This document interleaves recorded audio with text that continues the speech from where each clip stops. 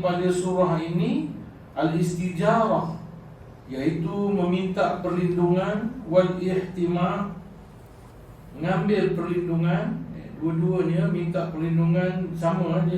Bahasa Arab ni dia hampir sama je sebenarnya kalau kita terjemah bahasa Melayu. Istijarah itu pun maksudnya minta perlindungan, al-ihtima itu pun maksudnya minta perlindungan juga. Bi rabbil arbab, dengan Tuhan bagi segala Tuhan. Seolah-olah Tuhan tu banyak pula. Bukan soal Tuhan tu banyak. Banyak Tuhan yang disembah, tapi sebenarnya tak layak disembah. Itu maksudnya ya. Jadi biar bi rabbil arbab min syarri a'dal a'da. Maknanya kita minta perlindungan daripada Tuhan kepada segala Tuhan yang dipertuhankan oleh manusia yang sebenar-benarnya Tuhan, daripada kejahatan musuh yang paling musuh, musuh yang paling besar permusuhannya, ya, iaitulah iblis. Disebut di sini oleh Muhammad Ali As-Sabuni iblis.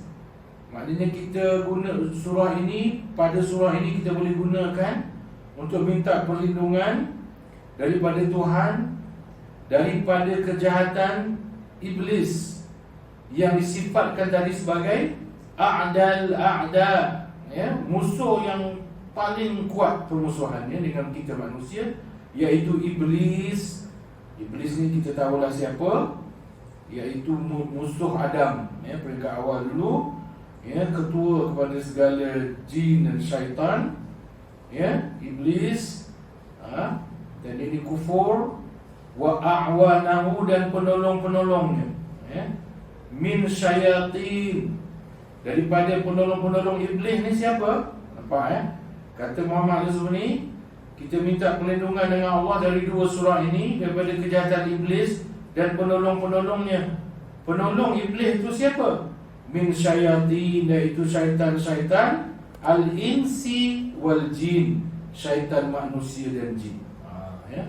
Rupanya penolong iblis itu manusia, syaitan. Dan syaitan tu bukan jin je, syaitan tu manusia pun ada yang jadi syaitan. Kena faham, ya. Orang kampung suka sebut syaitan benar kamu ni kan. Mana memang ada manusia syaitan, ya. Malah kalau kita tengok, ya, Muhammad Ali As-Sabuni ni dia tak sebut syaitan jin dulu, dia sebut syaitan ins dulu. Dia sebut syaitan manusia dulu dia sebut. Dan sebenarnya nanti di dalam tafsiran, huraian tafsiran nanti kita akan dengar bagaimana Muhammad Ali As-Sabuni membawakan riwayat-riwayat yang menyatakan bahawa syaitan manusia itu lebih bahaya daripada syaitan jin. Syaitan manusia lebih bahaya daripada syaitan jin. Tapi kita manusia ni tertipu dengan filem-filem, karut-marut, khurafat dan sebagainya. Kita melihat syaitan jin itu lebih bahaya. Sebenarnya tak, ya. Jin itu sendiri pun tak bahaya. Kita nampak bahaya sebab percaya dengan filem kan. Jin boleh mencekik lah, menghapa lah kan. Padahal jin tak boleh mencekik pun, ya. Ni budak-budak kita di Malaysia ni, kumpulan-kumpulan paranormal tu kan, seperti PNU, seperti Solo Ambush, seperti Eddie, Extreme Paranormal, seperti ABJ yang di Johor tu, banyak lagi lah. Di Malaysia lah khususnya, susah pun nak jumpa jin kan, nampak kelibat dia, ya, bertahun-tahun. Macam Solo Ambush tu, bertahun-tahun cari hantu, ya, menjejak hantu, hunting, ya. Tapi tak jumpa pun bulat-bulat depan mata. Yang jumpa bulat-bulat depan mata tu di Indonesia, kan. Sebab hantu Indonesia ni dia lain sikit, ya, dia tak malu. Hantu di Malaysia ni pemalu. Di Indonesia dia tak malu. Kalau tuan-tuan jumpa dalam kebanyakan Bigo, TikTok, budak-budak yang di Malaysia ni nampak hantu bulat-bulat itu tipu. Itu konten dia. Itu konten, itu buatan, ya.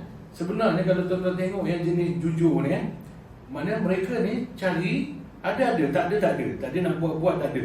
Kadang-kadang mereka ikat tali kan, tali halus, tali tangsi tu, mereka pintu tu, gerakkan pintu. Kalau betul kau wujud kat sini, gerakkan pintu. Dia tarik tali. Dalam kamera kita kan nampak tali tu. Dia tarik tali, pintu tu pun bergerak. Tutup, buka. Kita kena tipu. Mana tahu ni budak-budak yang jujur ni jumpa. Dia orang pergi tempat yang sama, jumpa tali tu.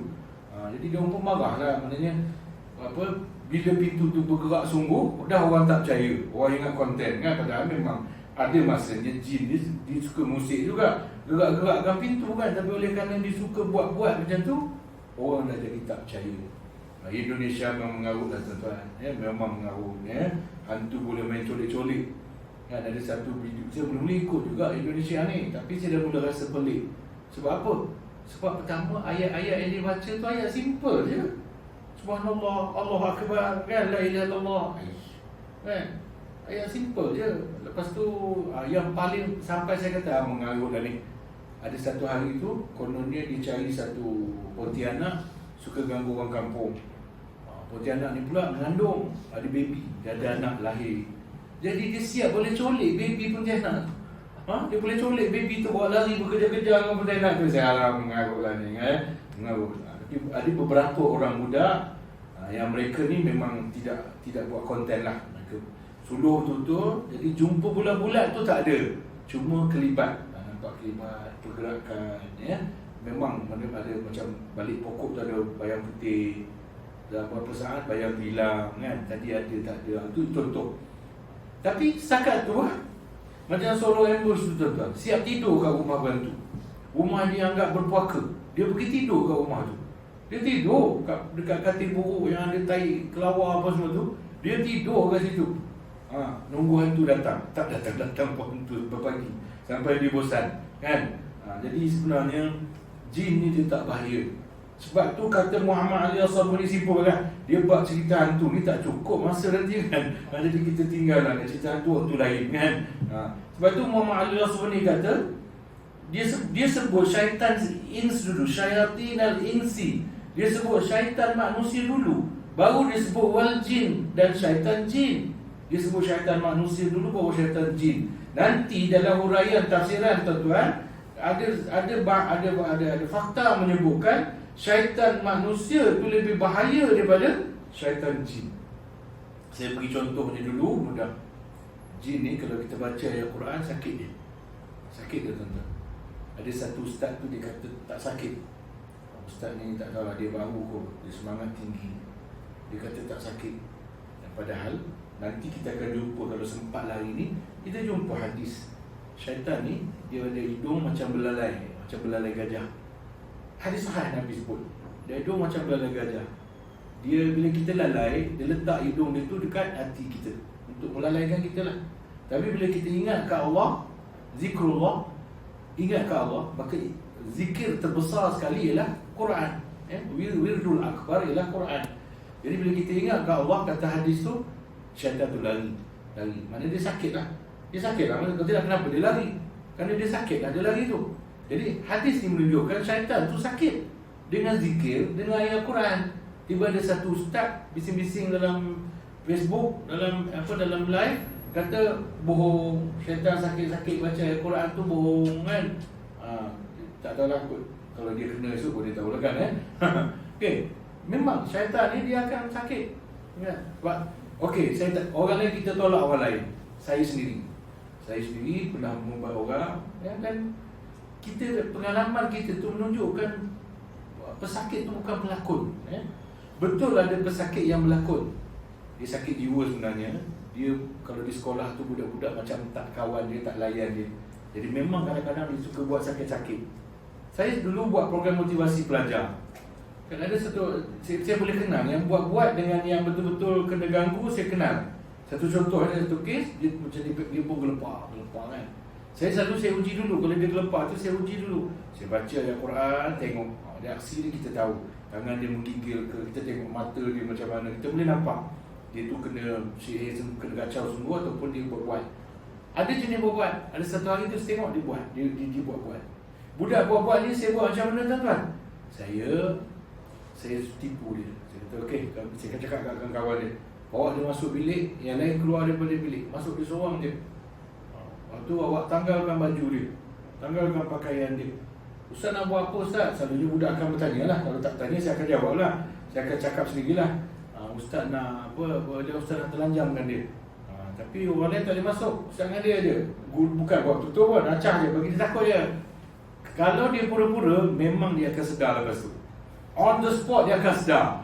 Oh, saya ni kenapa Ustaz? Dia kata, dia tanya, saya ni kenapa Ustaz? Awak tadi kena ganggu. Saya tak nak jaga maruah dia kan. Kita katalah awak tadi kena ganggu. Ya ke Ustaz? Sekarang awak sedar dah ya? Sedar dah Ustaz, sedar dah. Dia bohong kan. Dia mungkin dia ada penyakit lain, jiwa ke apa, dia suka buat-buat kan. Histeria tu lah. Histeria, tapi dia buat-buat lah. Dia bukan histeria sungguh. Dia kena buat. Ada yang histeria sungguh. Itu dia buat-buat. Jadi kita boleh beza. Jadi saya pernah pengalaman merawat orang histeria, pelajar college di ITM, college Dr. Wardah tu. Dia ada buat college ITC dia kan. Saya buat kursus untuk pelajar dia. Ada seorang pelajar perempuan tu kena saya rawat. Saya bagi dia minum air, saya jampi air, bagi dia minum. Dia nak minum tu tak nak minum, paksa. Lepas tu guru saya pesan, lemahkan dia dengan paksa dia setitik 2 dulu. Saya pun basahkan jari saya pun paksa suruh kawan-kawan dia pegang dia, masukkan jari basah ni dalam bibir dia. Jangan dalam mulut dia kan, dikokrak jari kita putus ke bibir, biar air tu menitik kan, air tu masuk, dia beri kesan sikit lah. Bila kesan dia lemah, dia tak boleh lawan. Tu kita minum, dia pun ambil. Bila dia tekuk air tu tuan-tuan, dia begitu, cara dia begitu. Saya kata kenapa? Pahit, dia kata pahit. Padahal air masak air mineral je. Tapi cara dia menggeletik tu macam pahit sungguh. Kan? Jadi bagi saya, itu bukan bohong, itu ada wujud. Setengah-setengah ustaz ni muda kok, dia baru, dia tak jumpa lagi benda tu, dia katanya bohong. Dia katanya bohong. Tu Dr. Harundin tu, Profesor Madya Dr. Harundin tu, hari-hari berlawan dengan jin kan. Ustaz Syarahan tu, hari-hari dia kata bohong. Dan mana Ustaz Syarahan bohong kan? Ke dia kata Ustaz Syarahan kena bohong dengan pesakit tu. Dr. Harundin kena bohong dengan pesakit-pesakit dia. Dia orang tu ulama-ulama besar, takkan kena bohong. Jadi sebab tu, nanti kita akan jumpa dalam tafsir surah An-Nas ni tuan-tuan. Kita sampai berapa? 150. Saya pun ingat lagi tu. Saya pun walaupun dah lama berhenti Pulau Zohor ni. Okey, apa nama ni, nanti kita akan jumpa dalam tafsir surah An-Nas ini bagaimana satu fakta menyebutkan, ayat tafsir menyebutkan syaitan manusia lebih bahaya daripada syaitan jin. Pasal apa? Pasal syaitan jin ni kita baca yang Quran, bakar dia. Sungguh tuan-tuan. Kalau orang yang mahir baca, macam Dr. Harundin, saya Ismail Kamus almarhumnya, Mahmud Harundin, dia orang ni orang power-power. Baca sekali dua, jin tu geletik dah. Jin ni muka kita ni kena baca banyak kali. Kan? Baca sekali dua, dia muak je.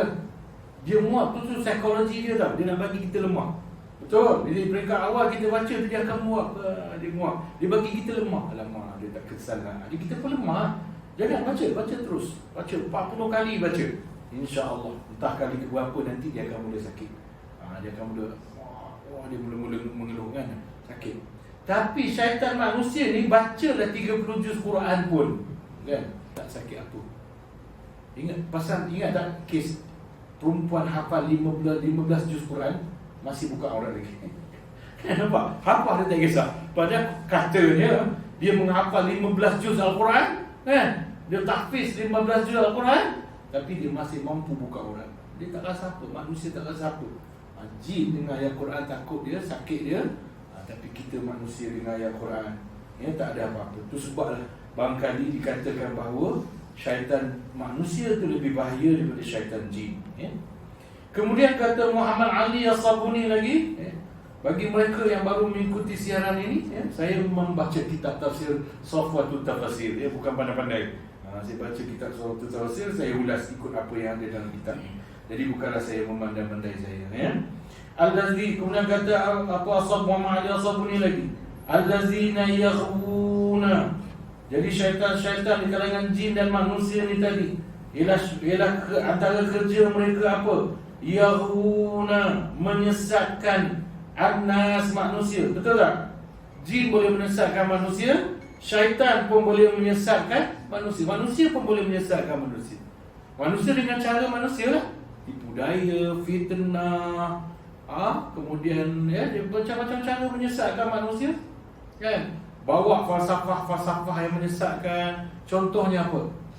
Jujur pada diri sendiri. Pernah dengar tak kata tu? Jujur, pernah kan? Ini jahat. Ini falsafah yang jahat, tuan-tuan. Saya semalam saya ada ulas benda ni di masjid baru Saman Sutra. Saya ada ulas banyak lepas tentang benda rojok. Tengok dalam rakaman kuliah saya di Facebook saya. Saya jujur dengan diri sendiri. Ini jahat. Aku nak jadi diri aku sendiri. Perasan, dalam cerita-cerita Hollywood, filem Hollywood dan termasuk filem Bollywood pun ada diselitkan falsafah-falsafah seperti ini. Jujur dengan diri sendiri, nak jadi diri sendiri. Siapa suruh jujur dengan diri sendiri? Diri itu siapa? Jujur dengan diri sendiri maksudnya jujur dengan siapa? Jujur dengan nafsu. Jujur dengan diri sendiri itu maksudnya jujur dengan nafsu. Sebab tu Islam bukan suruh kita jujur dengan diri sendiri, jujur dengan Allah. Tempat pertama jujur, basic asas kejujuran ialah Allah. Kemudian kita kena jadi siapa? Jadi Muslim. Bukan jadi diri sendiri, jadi Muslim. Sebab tu hari ini anak-anak melawan mak bapak. Sebab apa? Sebab kononnya mak bapak dia tak nak dia jadi diri dia sendiri. Ya, ada filem barat, budak lelaki ni dia kononnya nak jadi perempuan. Dia lelaki, fizikal lelaki, tapi dia jiwa dia perempuan kononnya. Mak bapak dia bertahanlah berjuang supaya anak dia jangan jadi perempuan, jadi lelaki sebagaimana sepatutnya. Tapi akhirnya budak lelaki ni dalam filem tu, tengok dia nak sesatkan pemikiran generasi muda kita. Dalam filem tu, tuan-tuan, budak ni dapat kekuatan. Apa kekuatan dia? Jadi diri sendiri. Dia dapat satu power. Dia dapat perkataan jadi diri sendiri. Jadi dia pun aku tak nak jadi apa yang mak aku nak aku jadi, apa yang bapa aku nak aku jadi. Aku nak jadi diri aku sendiri. Aku nak jadi perempuan. Padahal kalau dia guna perkataan tu pun dia kena jadi lelaki kan. Pasal diri dia tu lelaki. Kan? Diri dia tu lelaki. Nak jadi diri sendiri kena jadi lelaki kan? Tak, dia bukan nak jadi diri dia sendiri. Dia nak jadi perempuan. Kan? Itu contoh. Ingat kan kes terbaru seorang artis. Dia sakit, dia kena kanser tahap 4. Memang kalau ikut keadaannya kematian dah hampir, tapi dia pakai tudung, dia tutup aurat, dia minta umat Islam doakan dia. Umat Islam pun doakan dia, umat Islam pun seronok tengok dia bertudung, doakan dia. Bila dah sihat, buka tudung balik. Bila orang marah-marah dia buka tudung, dia kata apa? Saya nak jujur dengan diri saya sendiri. Jahat tak perkataan tu, tuan-tuan? Jahat tak perkataan tu? Kena faham. Menutup aurat ni kita kena tutup. Benda wajib ni kita kena buat walaupun kita tak ikhlas. Ni kena faham. Benda wajib kita kena buat walaupun tak ikhlas. Semayang 5 waktu kita kena buat walaupun tak ikhlas. Kita kena buat. Sebab tu semayang ibadat fardu ni memang kena tunjuk ke orang. Memang kena tunjuk ke orang. Dia tak ada riak dalam hal salat 5 waktu ni, misal contoh. Kan? Kena tunjuk ke orang. Macam anak kita kan. Kita tanya, kau dah semayang belum? Asal? Dah mak. Tak nampak pun. Dia pun jawab tasawuf. Dia jadi anak kita masa tu menjadi ahli tasawuf. Dia kata apa? Takkan semayang nak tunjuk-tunjuk mak. Dia. Sebenarnya dia silap. Kita pun silap. Sebenarnya kita suruh anak kita semayang depan mata kita. Itu yang betul. Sebab dia kena tunjuk dia semayang. Sebab semayang tu wajib. Kita dengan masyarakat sekeliling, kita kena tunjuk pada masyarakat sekeliling yang kita tu solat. Bukan munafik lah, bukan pura-pura. Tapi kita memang solat. Dan kita kena tunjuk, dia orang kena tahu yang kita solat. Supaya tak timbul fitnah pada mereka yang kita tak solat. Sebab dalam Islam, kalau tak solat, hukum dia apa? Pancung. Tak nanya kena pancung. Jadi kita kena tunjuk kita solat. Ada dalam kitab fiqh. Ada dalam kitab fiqh. Maknanya solat 5 waktu ni, ibadat fardu ni memang kena tunjuk. Contoh adik-beradik kan, ingat tak ipar dua berkenduri kan? Ada tak fitnah timbul macam ni? Ya, aku tengok si Mat tu tak pernah semayang lah. Yang seorang pula jam, yelah, dah 5 kenduri dah. Kenduri anak kau 2 orang, kenduri anak aku seorang, kenduri anak dia seorang, dah 5 kenduri dah. Kita semayang, dia tak nampak semayang pun. Nampak? Nampak tak? Timbul fitnah dia tak semayang, nampak? Ini perlu dielakkan. Sebab tu memang dia kena tunjuk dia semayang. Kalau kita balik kampung ramai, kalau kita terlepas solat jamaah, kita semayang tu kena tunjuk kita semayang. Kena orang kena tahu kita semayang 5 waktu. Tapi kalau semayang sunat tak apa. Dia sunat bukan tak apa. Memang seelok-eloknya disembunyikan. Sebab itu menutup aurat. Menutup aurat ni bukan jujur. Oh, kononnya diri sendiri tak nak tutup aurat, maka aku kena jujur dengan diri aku pun tak tutup aurat. Itu salah. Ikut nafsu namanya itu. La tattabi'ul hawa, jangan ikut hawa nafsu. Jahat tak falsafah tu? Jujur pada diri sendiri. Nak jadi diri sendiri. Ini falsafah yang berasal daripada fahaman liberal. Buddha tak bawa, Hindu tak bawa, Kristian tak bawa. Ini falsafah daripada fahaman liberal. Kau kena jadi diri kau sendiri. Bukan jadi Muslim, jadi diri kau sendiri. Allah Ta'ala tak bagi lelaki jadi perempuan, tapi kau ingin jadi perempuan tak apa, kau jadi perempuan. Kau jadi diri kau sendiri. Ini bahayanya fahaman seperti ini, tuan-tuan. Jadi kata siapa ni tadi? Kata Muhammad Ali As-Sabuni, allazina yaghuna nas. Syaitan, jin dan manusia tadi menyesatkan manusia bin anwa'il waswasah wal ighwa, dengan berbagai-bagai keraguan dan juga berbagai-bagai penyelewengan. Kalau jin, dia adalah bisikan-bisikan dia. Kalau syaitan, bisikan-bisikan. Kan syaitan dia boleh masuk dalam pembuluh darah kan? Hadis sahih. Syaitan boleh masuk dalam pembuluh darah. Dia boleh mengalir ikut darah kita. Sehingga ada setengah ulama terlalu terpengaruh dengan ilmu moden, mengatakan syaitan tu sebenarnya tak wujud. Syaitan tu sebenarnya kuman pula. Syaitan tu kuman, kata dia. Bila hadis tu kata syaitan tu boleh masuk dalam pembuluh darah, orang kata syaitan tu kuman. Kuman-kuman lah. Syaitan. Tapi ada kelebihan syaitan, dia boleh masuk. Dia boleh masuk dalam pembuluh darah gitu. Tu bila kita ingat Allah, dia lari, dia keluar. Itu ada hadis kata, bila kita ingat Allah, kita baca Quran, dia lari, dia keluar, dia jauh. Dia tunggu kita lalai. Kita leka je, dia melompat masuk balik. Itu kerja syaitan. Itu kerja syaitan, memang disebut dalam Al-Quran dan sunnah Nabi sallallahu alaihi wasallam. Kemudian mukadimah kedua yang disebut oleh Muhammad Ali As-Sabuni tentang surah An-Nas ini ialah waqad khatamal kitabul aziz. Sesungguhnya Allah menutup kitab yang mulia ini bil mu'awwizatain, yakni Al-Quran ini Allah tutup dengan dua surah tempat memohon perlindungan, iaitu surah Al-Falaq dan surah An-Nas. Wa bada'a bil Fatihah, dan Allah membukanya dengan surah Fatihah. Liyajma'u baina hasnil bad'i, untuk menghimpunkan di antara pembukaan yang bagus dengan penutup yang bagus.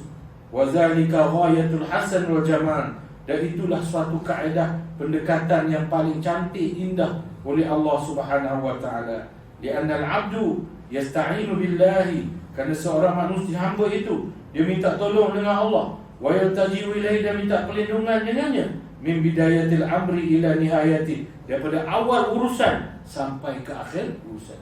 Tuhan buka surah Al-Quran dengan surah Fatihah, Tuhan tutup dengan surah Al-Falaq dan An-Nas, sebab Tuhan nak beri kita satu isyarat, kita kena minta pertolongan Tuhan daripada awal sampai akhir. Jangan ada ruang dalam hidup kita yang kita tak minta pertolongan Allah, yang kita tak minta perlindungan Allah Subhanahu wa taala. Di seluruh perjalanan hidup kita ni, kita mohonkan perlindungan Allah Subhanahu wa taala, tuan-tuan. Baik. Habis mukadimah surah An-Nas. Kita habis sikit. Ada dalam 20 minit lagi. Bismillahirrahmanirrahim. Itu basmalah lah. Tafsiran basmalah ni ada di awal penafsiran. Saya tinggalkan. Ayat pertama surah An-Nas. Qul a'udzu birabbin nas. Katakanlah. Qul a'udzu. Katakanlah. Berdoalah, mintalah. A'udzu, aku berlindung. Ai, maksudnya, kata Muhammad Ali As-Sabuni, qul ya Muhammad, berkatalah wahai Muhammad, berdoalah wahai Muhammad, a'tasimu wa altaji'u wa astajiru. Aku minta perlindungan, aku minta pertolongan bi rabbin nas, dengan Tuhan manusia. Tuhan manusia itu maksudnya ai bi khaliqin nas, iaitu Tuhan yang menciptakan manusia, wa murabbihim wa mudabbirun syu'unihim. Itulah selayak-layaknya. Kita minta pertolongan dengan Tuhan. Kenapa? Sebab apa pun masalah kita dalam dunia ni datang dari Tuhan. Tuhan yang cipta kita. Jadi kita nak selesai masalah, balik kepada Tuhan. Dia boleh pergi jauh ni tuan-tuan, ya, boleh pergi jauh ni. Tapi saya tak nak pergi jauh sangat lah, kan. Cuma sikit je tujuh boleh pergi jauh. Apa contoh nak pergi jauh tuan-tuan? Contoh, ya, manusia ni Tuhan cipta, betul. Di dalam berhidup manusia hidup bermasyarakat tuan-tuan, ada masalah sosial tak? Ada. Jenayah, rompak, rokok, zina, kan? Macam-macam. Okay. Macam mana nak selesaikan masalah jenayah ni? Balik pada Tuhan lah. Tuhan yang ciptakan manusia.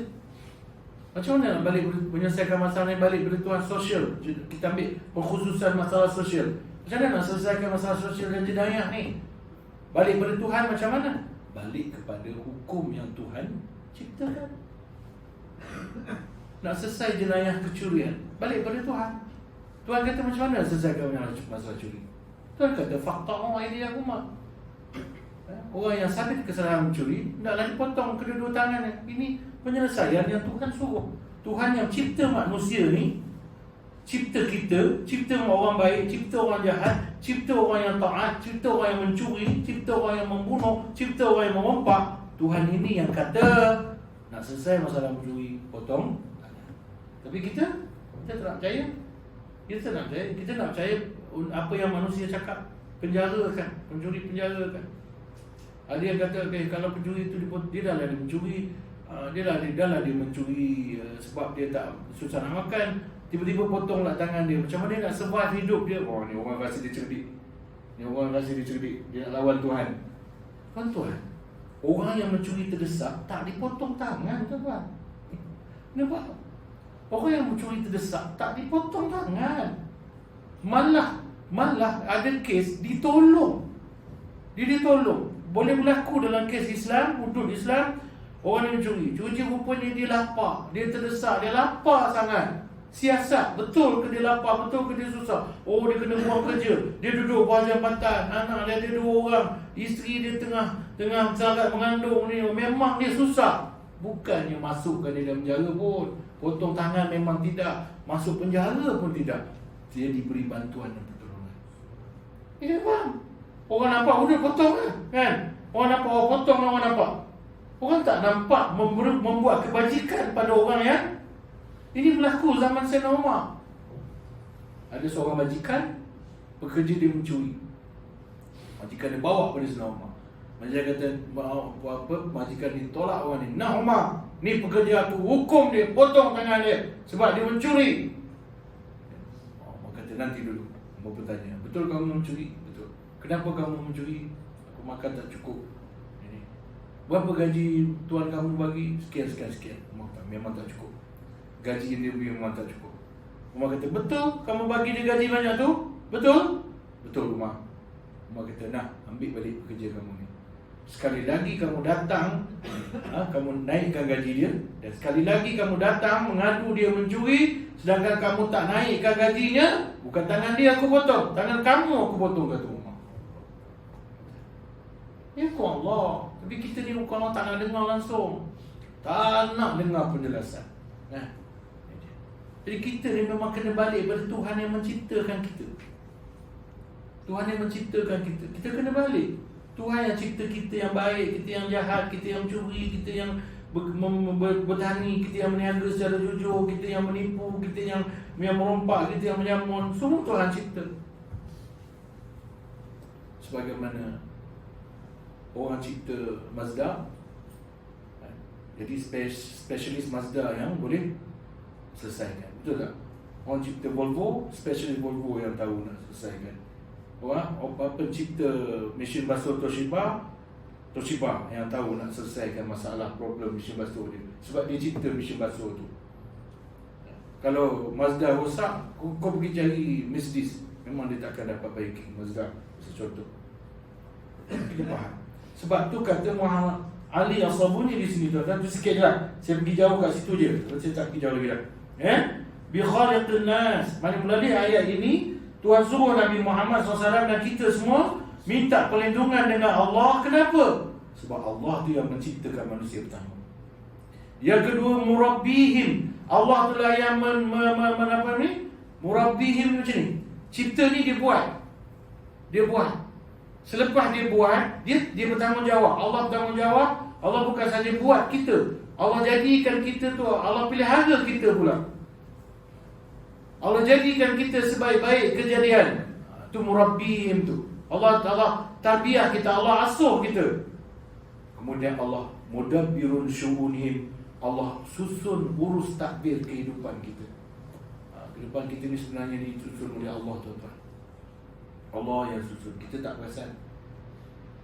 Kita sangka kebetulan. Sebab tu dalam Islam tak ada istilah kebetulan. Semuanya atas susunan Allah SWT.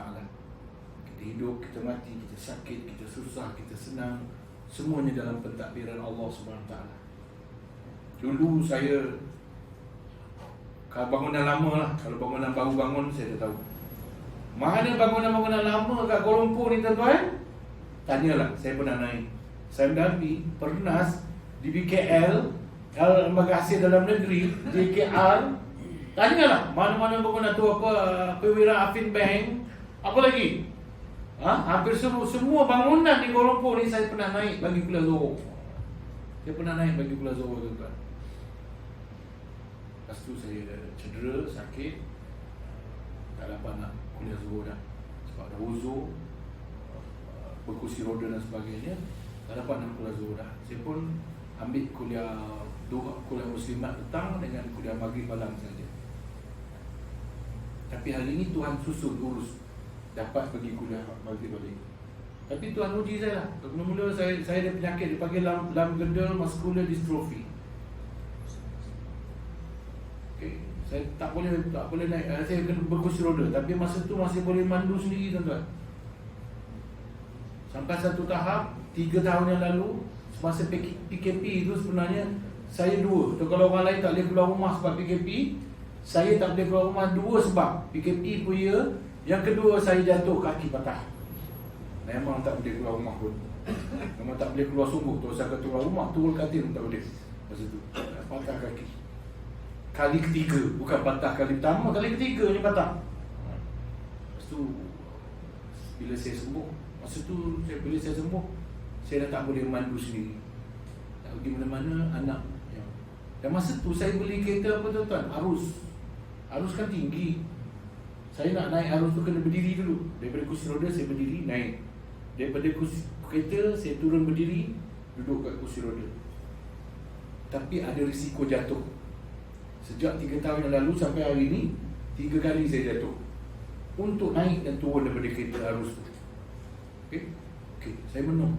Setiap kali nak pergi ceramah naik arus tu saya risau. Saya bangun pagi je terus doa, ya Allah, aku jatuh hari ini tidak, aku jatuh hari ini ke tidak, aku jatuh ke tidak gini. Bila malam tu dah balik ceramah tu, dah naik katil balik, katil OKU saya tu, katil pesakit tu, naik katil balik, tak jatuh kan? Oh, tak jatuh hari ini. Hari-hari berzikir, jatuh ke tidak, jatuh ke tidak.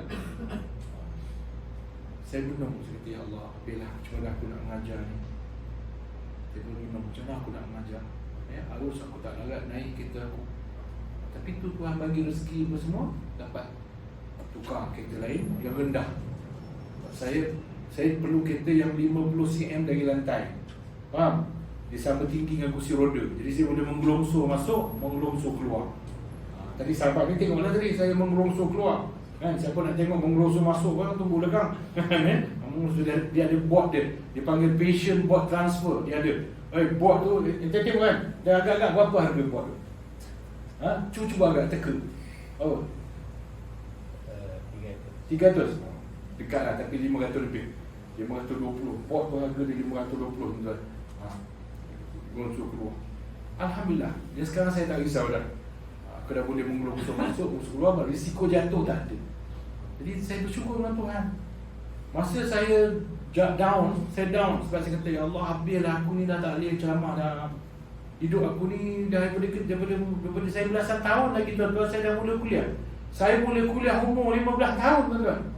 Sorry, tingkatan 5. Tingkatan 5 berapa tahun? 17. 17. Bukan 15 tahun, tingkatan 5. Saya mula beri kuliah Zohor ni tingkatan 5, tuan. Kuliah Zohor, kuliah mana, keluar di surah-surah sampai IJK surah tak kata Ustaz, kerja kat mana? Pulang. Kita nak cakap yang kita masih sekolah tingkatan 5 tu malu rasanya. Allahu Akbar. Kata Allah, bila Tuhan. Lepas tu saya baca doa.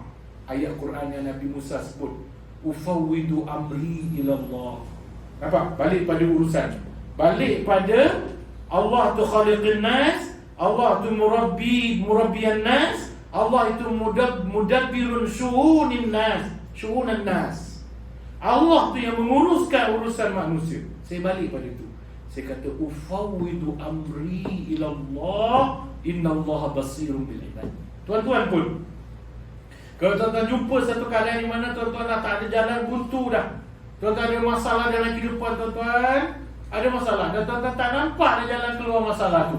Kalau orang kafir dia nampak apa? Nampak bunuh diri je lah kan. Orang kafir dia akan nampak bunuh diri je lah. Kita orang Islam tak payah, jangan nampak bunuh diri, tak payah. Tuan-tuan baca doa Nabi Musa. Ini doa Nabi Musa tuan-tuan. Ufawwidu amri ilallah. Aku serahkan urusan hidup aku ni kepada Allah. Innallaha basirun bil ibad. Allah nampak apa yang berlaku pada hamba-hamba. Maksud tu betul tuan-tuan. Saya baca tu dengan penyerahan tuan-tuan. Bukan macam burung kakak tua beri ucapan salam. Bukan macam burung kakak tua beri bismillah. Tak. Saya ucapkan ufawwidu amri ilallah tu betul-betul dalam hati saya. Saya kata, ya Allah, aku redha dah, aku dah tak larat jalan ni, dah tak larat nak memandu ni. Nampak gayanya aku tak ceramah ke apa dah lepas ni. Aku serah pada Engkau ya Allah. Tiba-tiba Tuhan tunjuk balik sikit-sikit. Mula-mula saya mampu bangun pergi berceramah. Waktu tu saya masih mampu nak berdiri naik arus. Waktu sampai satu tahap saya asyik jatuh je. Sampai satu tahap dah tak boleh naik arus. Tapi Tuhan susun. Jadi kita dengan hidup kita macam tu tuan-tuan, ya. Allah yang mengusun takdir hidup kita, ya. Tapi saya tengok apa benda ni. Ada 8 minit lagi. Saya turunkan sikit. Allazi ahyahum. Tolong jam tu lain sikit kan. Jam jabat kan. Itu jam jabat ni, jam saya. Ada 8 minit lagi. Kalau jam tu dah habis. Lama dah habisnya. Allazi ahyahum wa awjadahum min al-'adam. Tuhan yang tadi itu dia mencipta manusia, dia mendidik manusia, dia menyusun manusia, urusan hidup manusia. Allazi ahyahum, Tuhan yang menghidupkan manusia, wa awjadahum min al-'adam, yang mengadakan daripada tiada, wa an'ama 'alaihim, dan Tuhan yang memberikan nikmat ke atas mereka, bi anwa'in ni'am, dengan berbagai-bagai jenis nikmat. Cuba kita menolong balik muhasabah. Dalam hidup kita ni penuh dengan nikmat tuan-tuan. Jangan tengok orang lain, tengok kita. Tengok orang lain, kita akan nampak kita ni kekurangan. Lepas tu masa saya sakit atas katil tuan-tuan, saya tak boleh berjalan, berak kencing atas katil. Bila saya tengok Facebook, saya tengok orang lain lebih teruk tuan-tuan. Saya malu. Ya Allah, aku rasa aku paling teruk dalam dunia ni. Rupanya ada yang lebih teruk lagi. Kita elok juga Facebook tu tuan, elok juga. Tuan-tuan tengok. Dalam Facebook dia tak akan nampak jumpa orang yang jauh lebih teruk daripada kita. Saya masa tu tak boleh bangun langsung, kencing berak atas katil tuan-tuan. Saya rasa Allah, habis dah ni aku, susahnya aku ni. Menangis kadang-kadang. Bila najis saya dicuci oleh isteri dan anak-anak saya, menangis tuan-tuan. Mak cakap punggung tu dah luka dah sebab bagi lama. Bila digosok dengan tisu tu, pedih tu. Tak gosok, najis, kuman. Isteri kata sabar, tahan sakit. Tak cuci nanti luka, berjangkitan. Saya menangis keluar air mata tuan-tuan. Allah rasa teruk sangat. Tapi bila buka Facebook tengok, ya Allah, malu dengan Allah. Sebab tu antara doa yang saya bacakan tuan-tuan ialah doa Nabi Ayub. Tak pasal tak doa Nabi Ayub tuan-tuan. Nabi Ayub kan diuji oleh Allah. Kebun terbakar, rumah terbakar, anak-anak, ada ahli tafsir kata mati, ada ahli tafsir kata lari. Terpulanglah pada ahli tafsir. Tapi semua sudut Nabi Ayub diuji. Dan dia pula tipe penyakit kulit, bau busuk. Orang kampung tak nak dekat dengan dia kecuali isteri dia yang setia merawat dia. Masa isteri dia merawat dia tuan-tuan, dia tengok akhlak Nabi dalam berdoa pada Allah. Masa isteri dia merawat dia, isteri kan letih jugalah, letih merawat. Isteri kata, bang, abang kan kekasih Allah, abang Nabi. Kalau abang angkat tangan, ya Allah, lepaskanlah aku daripada segala musibah ni. tentu Allah akan makbulkan bang. Abang kekasih Allah, kata isteri Nabi Ayub. Tuan-tuan tahu apa Nabi Ayub jawab? Nabi Ayub kata, puluhan tahun Tuhan bagi aku nikmat, kebun besar, rumah besar, anak ramai, tubuh badan sihat. Puluhan tahun namanya, kata Nabi Ayub. Puluhan tahun. Sekarang ni baru beberapa tahun Allah sakitkan aku. Allah hilangkan kebun aku, hilangkan rumah aku, sakitkan, hilangkan kesihatan, sakit aku. Baru setahun dua je, kata Nabi Ayub. Tiba-tiba aku nak minta kepada Allah supaya nak keluar daripada kesakitan itu. Aku malu, kata Nabi Ayub. Aku malu dengan Allah. Akhirat Nabi Ayub. Tapi dia kata Nabi Ayub kesiankan isteri dia, untuk diri dia tak apa, dia boleh bersabar. Betul tuan-tuan, itu yang saya rasa masa saya sakit. Betul saya tak, ikhlas saya cakap, saya menanggung kesakitan tu tak apa. Tapi apa yang saya tak mampu nak tanggung, dan bila anak isteri susah kerana kita. Itu yang tak larat nak fikir tu. Bila kita terberak tengah malam, anak-anak semua bangun, adik nak pegang kaki saya, dia angkat macam-macam lah. Anak-anak jadi susah kerana saya. Itu tak boleh fikir tuan-tuan. Barangkali itu fikiran Nabi Ayub barangkali. Isteri dia yang susah, isteri dia yang minta dia doa, dia doa. Tapi macam mana dia berdoa tuan-tuan? Adab dia. Kalau kita minta je kan, ya Allah sakit dah larat, Allah tolong, sihatkan aku ya Allah, aku nak berlari balik ya Allah kan. Kalau tak dapat kahwin 4 tu tak apa, boleh berlari balik dari Melaka contoh kan guru dia kan, itu guru dia. Ya Allah aku sihat. Tapi Nabi Ayub apa dia minta tuan-tuan? Macam mana cara dia minta dengan Allah? Dia tak minta dia kesiankan isteri, dia nak minta dia malu dengan Allah. Jadi dia guna bahasa yang paling halus dengan Allah. Dia kata apa? Dia kata Rabbi, Rabbi inni massaniyad dur, nampak? Wa anta arhamur rahim. Rabbi, wahai Tuhanku, inni sesungguhnya aku, massaniyad dur, ditimpa kemudaratan. Kalau orang belajar bahasa Arab, massaniyah tu dipanggil fi'lul lil majhul. Fi'il yang kita tak sebut pembuat dia. Dalam bahasa Melayu, grammar Melayu apa dipanggil kan? Ya? Apa nama ni? Fi'lul lil majhul, perbuatan yang tak disebut pembuat dia. Pembuat dia tak ada dalam ayat tu. Itu fi'lul lil majhul. Massaniyad dur, aku disentuh oleh kemudaratan. Kenapa dia kata macam tu tuan-tuan? Sebab dia tak nak kata. Kalau kita kata apa? Ya Allah, kau telah menimpakan bencana ke atas aku. Betul? Betul? Kan? Kalau kita itulah kita cakap, ya Allah, kau menimpakan bencana ke atas aku. Nabi Ayub tak nak beritahu Allah timpakan, tak nak. Benda tu seperti menyakiti Allah. Jadi dia sebut halus, massaniyatu, aku ditimpa kemudaratan. Padahal yang menimpa kemudaratan itu siapa? Allah lah. Tapi dia tak nak kata Allah yang menimpa kemudaratan. Nampak tak akhlak Nabi Ayub dengan Allah? Massaniyatu, aku ditimpa kemudaratan. Itu kalau kita minta lah kan, ambillah balik kemudaratan ni Tuhan. Buanglah jauh-jauh kemudaratan ini. Macam kita doa masa musim Covid ni kan lah. Ya Tuhan, kau turunkan Covid pada kami. Ambillah balik Covid ni. Bawalah jauh-jauh Covid ni. Kan betul tak? Ramai tak yang doa macam tu dalam Facebook? Kau ambillah balik Covid ni. Capaklah Covid ni jauh-jauh kan? Nabi Ayub tak. Dia tak kata kau ambillah balik kemudaratan ya Allah. Tak. Dia cuma kata wa anta arhamur rahim. Dia malu nak minta Tuhan sembuhkan dia.